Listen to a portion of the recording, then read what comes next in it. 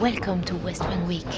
Welcome to a special American in Paris edition of your West Wing Week, your guide to everything that's happening at 1600 Pennsylvania Avenue and beyond. This week, the president traveled to Paris, France, to speak with world leaders and lead a global effort to confront climate change, as well as partner with the private sector to spur innovative clean energy growth. And when he got back home, it was time to kick off the holiday season, and the White House was all decked out for the occasion. That's November 27th to December 3rd, or Fromage! Oh, Fromage! On Friday, the First Lady, along with Beau and Sonny, welcomed the White House Christmas tree, a Fraser fir. Good with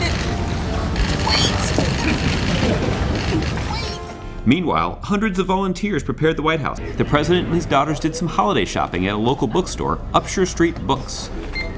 And for a quick treat on the way home, they stopped by a local favorite, Pleasant Pops, for popsicles. On Sunday morning, the president boarded Air Force One en route Paris, France, where he would attend a summit of leaders from nearly 200 nations who had gathered to address the threat of climate change. The president landed after midnight and went straight to the Bataclan, the concert venue where the most lives were lost during the terrible Paris terrorist attacks. On Monday morning, the president and his delegation drove to Le Bourget, where he spent a busy day with world leaders working on a deal to address climate change on a global scale. There, he also held two bilateral meetings, first with President Xi Jinping of China, and later with Prime Minister Modi of India. Paris to protect planet. Thank you. There you go. I understood that. He also addressed the summit's opening session on the need to confront climate change. As one of America's governors has said, we are the first generation to feel the impact of climate change and the last generation that can do something about it. Later, in the Nelson Mandela Auditorium, the president announced Mission Innovation, a public and private sector project to invest in clean energy research and development. Mission Innovation will help deliver affordable clean energy and new jobs and opportunities to people around the world for decades to come.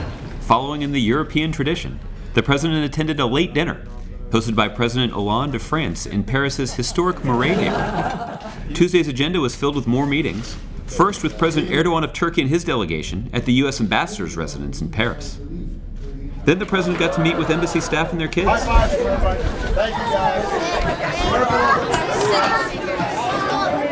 And later, the U.S. hosted a meeting with leaders of small island nations, countries that are seeing firsthand the effects of climate change and must already be preparing for the consequences. Their populations are among the most vulnerable to the ravages of climate change. Their voice in these negotiations will be absolutely vital.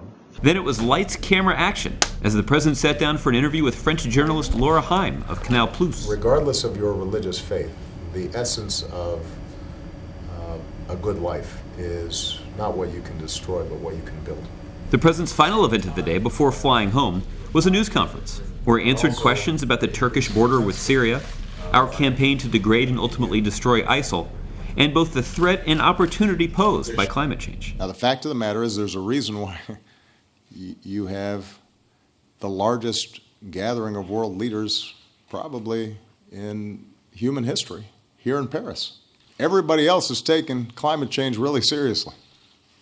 They think it's a really big problem.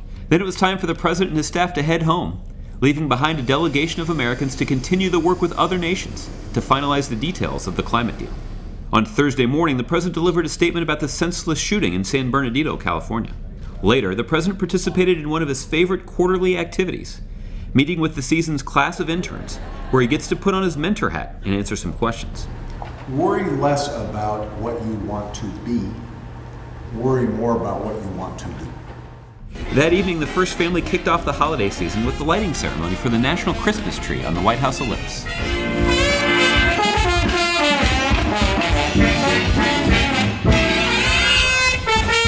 So stay engaged with us on social media, and remember, you can find out more information about any of these topics and see complete videos of these events at whitehouse.gov.